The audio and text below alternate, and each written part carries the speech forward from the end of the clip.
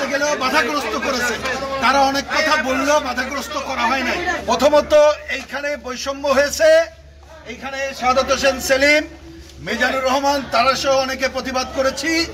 আমরা পরে এইখানে ঐক্যমত্য কমিশন এটা নোটেট করেছেন, আমরা বয়কট করতে চেয়েছি, যেহেতু ওনারা এটাকে নোট করেছেন এই জন্য আমরা এখন যাচ্ছি।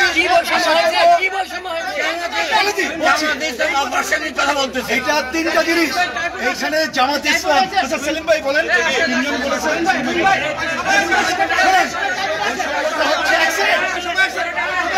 আস্তে আস্তে বৈষম্য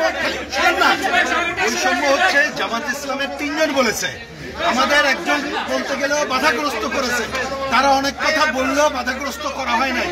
আমাদের এখানে নেতারা প্রোটেস্ট করেছেন, কিন্তু ওনারা আমাদেরকে অনুরোধ জানিয়েছে, এটা নোট করেছেন, এই জন্য আমরা এখানে যাচ্ছি। আমাদের এই প্রোটেস্ট যেহেতু নোট করেছেন এই জন্য পরে বলবেন।